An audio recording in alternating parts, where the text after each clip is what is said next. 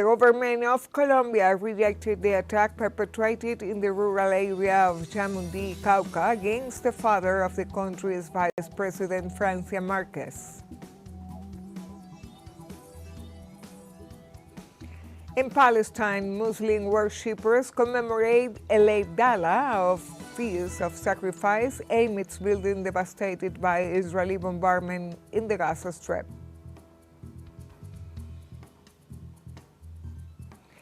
And for the first time in 2 years, European gas imports from Russia surpass those from the United States.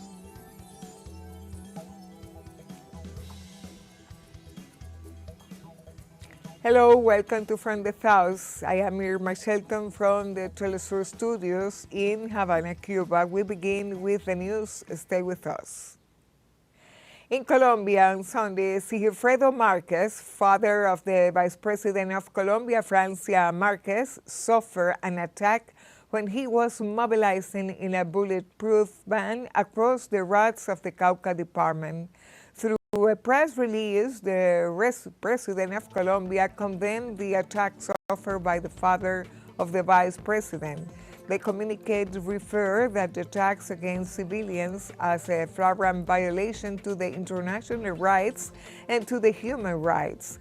It was also stated that the military forces will continue with the offensive against the army groups in the area that use violence and keep difficulting the peaceways in Colombia, at the same time that affirmed that all the weight of the law will still fall over these groups. During these incidents, Marquez was accompanied by his 6-year-old grandson, nephew of the vice president, and luckily, both go out unharmed of this incident.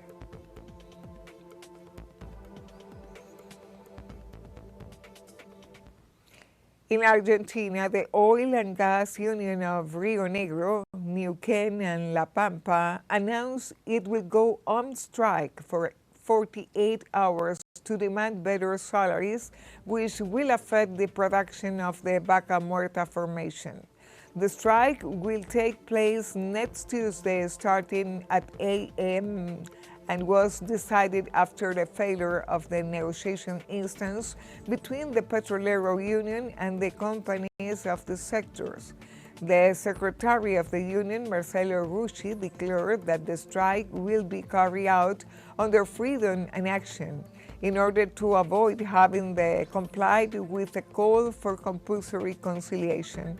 The field, which covers an area of 30,000 square kilometers, is one of the largest unconventional oil and gas formations in the world, and it is an important resource for the country's energy production.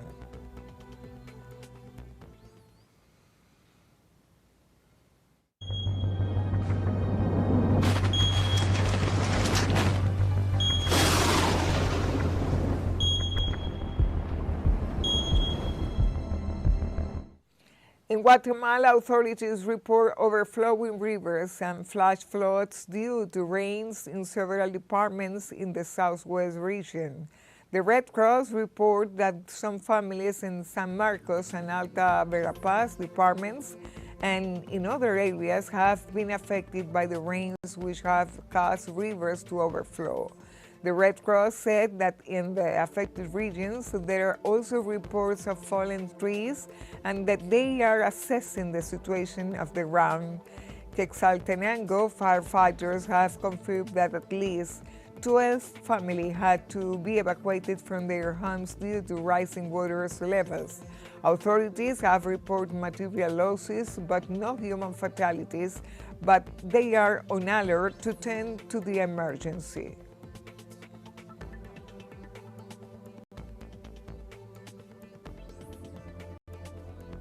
Also in Honduras, the authorities issue a green alert for the next 24 or 22 hours for the Central District, which includes the cities of Tegucigalpa and Comayagüela. The measure was made by the early warning systems in view of the information provided by the meteorologist expert, which indicates that there is a high probability rains may continue through the weekend, causing floods and landslide. The authorities urge citizens to take precautions or follow to the instruction of the emergency agencies in case preventive evacuation should be undertaken in the risk areas.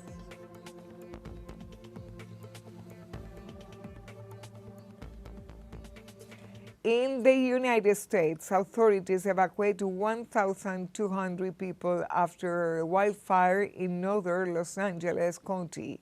The fire swept more than 9 kilometers near a highway in the community of Gorman, while threatening to spread towards populated areas. Fire crews said that the blaze spread to southeast in the region where nearby structures and major highways were located. In the face of the fire, fire crews constructed perimeter fire lines while aircraft worked to stop the advance of the fire. California State Park Services evacuated 1,200 people from the Hungry Valley recreation area in Gorman, and both Hungry Valley and the Pyramid Lake Reservoir were closed as a result of the fire threat.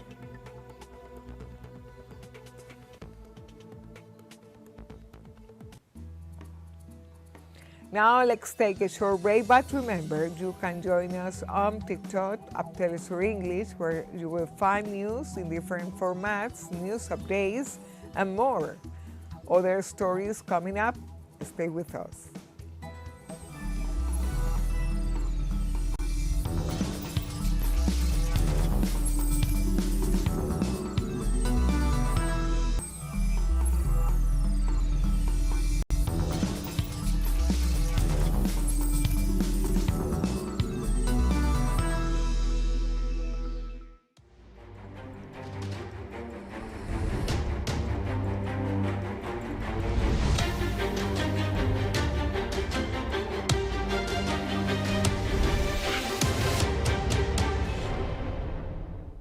Welcome back to From the South.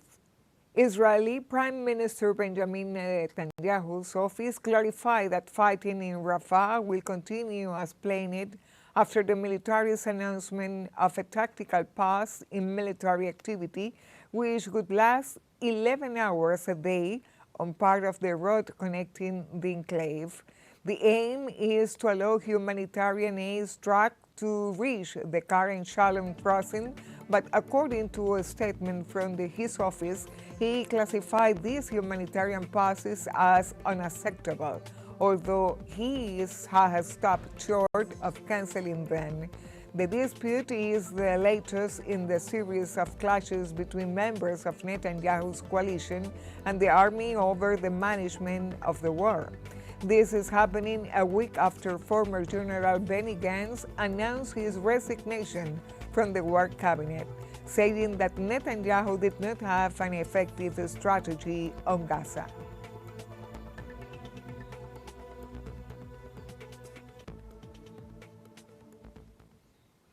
Israeli occupation forces have killed at least 41 civilians in 4 massacres perpetrated during the last 24 hours in the Gaza Strip. According to the medical sources, these actions also left 102 people wounded. Still, they warn that both figures could be even higher since around 10,000 people have been reported missing, and it is presumed they could be found under the rubble.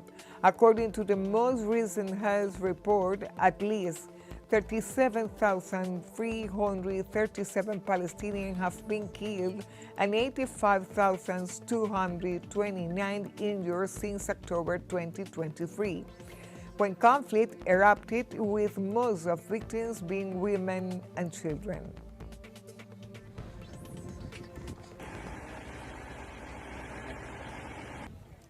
The Palestinian government reported daily losses of almost $20 million due to the ongoing Israeli aggression against the occupied territories. According to the Palestinian Ministry of Economy, the economic life cycle was disrupted by the decrease of cash flow due to the Israeli piracy of tax the use and the stall of almost 500,000 jobs since October 2023.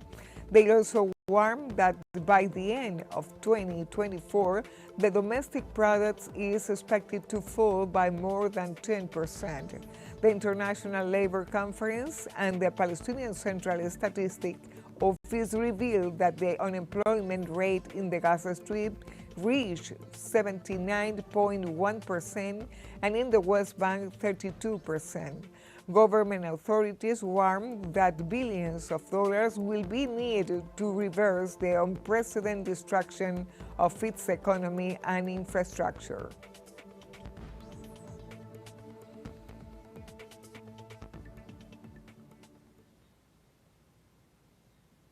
Also in Palestine, prisoners' rights organizations denounced that Israel is holding at least 9,300 civilians, including 250 children and 74 women, in prisons or detention centers. According to the Palestinian Prisoners Society, at least 899 Palestinians are being held in Israeli custody and unlawful combatants. On the other hand, the organization specified that more than 3,400 civilians are currently under administrative detention, IAL, without charge or trial, based on undisclosed evidence. Of these, there are approximately 600 detainees who are serving life sentences or whom the occupation authorities intend to sentence to life imprisonment.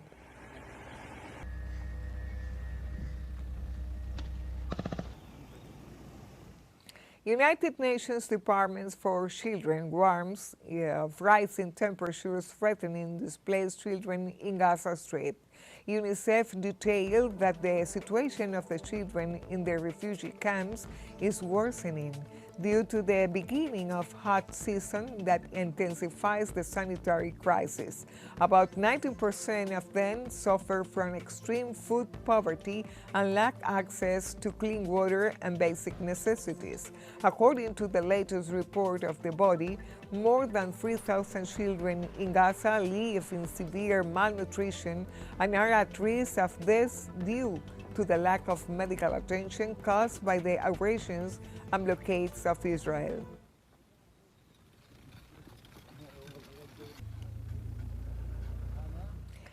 And the Iranian government has pardoned over 2,600 detainees aimed at Muslim holiday celebration.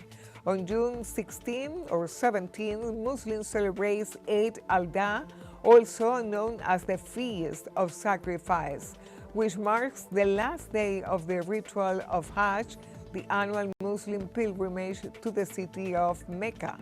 The feast records the Quranic story that God provided a lamb to the prophet Abraham to be sacrificed in place of his son Ismail, after providing that he would obey any divine command. According to the Iranian constitution, the supreme spiritual leader, currently Sayyid Ali Khamenei, after investigating the files of the detainees, has the power to grant pardons or reduce the sentences of prisoners during national or religious holidays.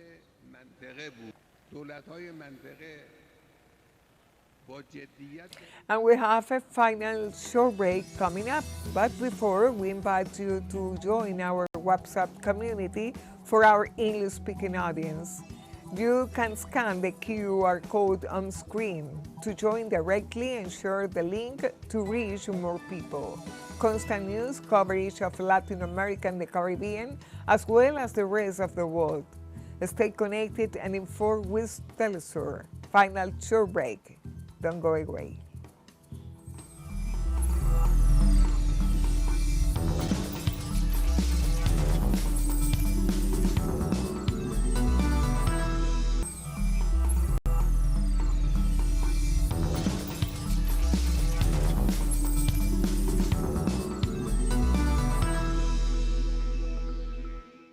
Welcome back to From the South. In Asia, An official from the Korean presidential office said on Wednesday that Russian President Vladimir Putin is expected to visit North Korea this week. The last time Putin traveled to North Korea was in the year 2000 when he visited Pyongyang to meet with the country's then leader Kim Jong-il, the father of the current leader Kim Jong-un.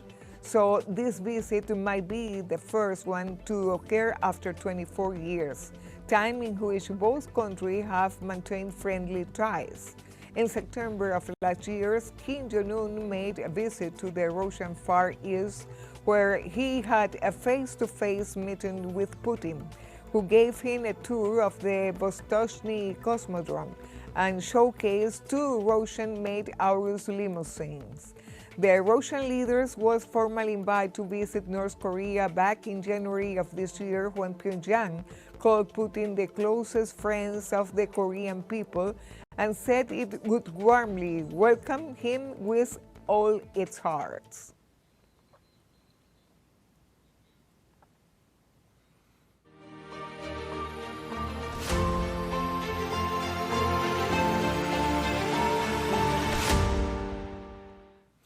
The so-called Summit on Peace in Ukraine ended in Switzerland without consensus, in which the countries of the Global South did not subscribe the final declaration. Saudi Arabia, Mexico, South Africa, Brazil, and the United Arab Emirates were among the delegations that did not sign the preliminary document, considering it meaningless. Since the meeting did not count with the presence of Russia, which is fundamental for the conciliations as one of the parties in the conflict, with this meeting Ukraine was seeking to increase diplomatic pressure on Moscow and to consolidate international support. Head of the Federal Department of Foreign Affairs. The Russian army forces have advanced and neutralized attacks by the Ukrainian army near the city of Kraskov. The Russian Defense Ministry said a number of Ukrainian brigades' equipment was destroyed in the areas of Volchansk and Ternova. During the operation, units of the northern and western groups chopped down several intelligence equipment, destroyed 2 tanks, 3 cars, and 2 anti-drone electronic warfare stations. The Russian Defense Ministry detailed that a total of 845 Ukrainian soldiers died during those operations.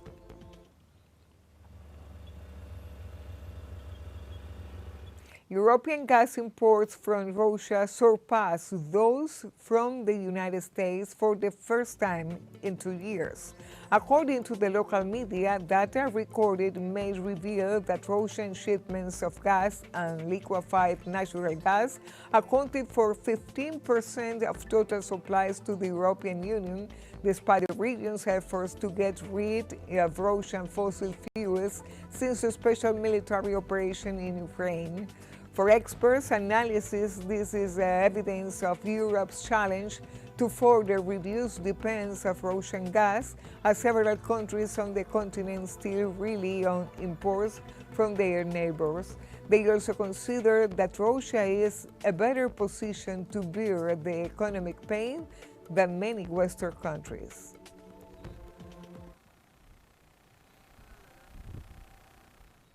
In China, thousands of people attended the 16th edition of the Taiwan Strait Forum, a festival celebrating its relationship with the mainland China.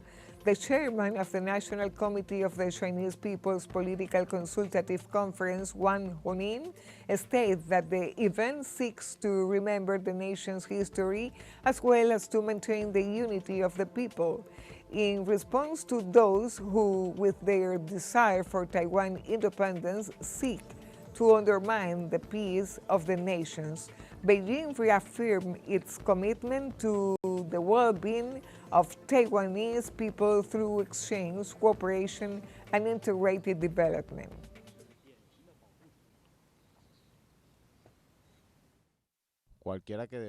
Anyone who upholds national justice, defends national interests, and upholds national unity will be remembered by history and the people. Anyone who forgets his ancestors will betray the nation, and divide the country will be despised by history and the people.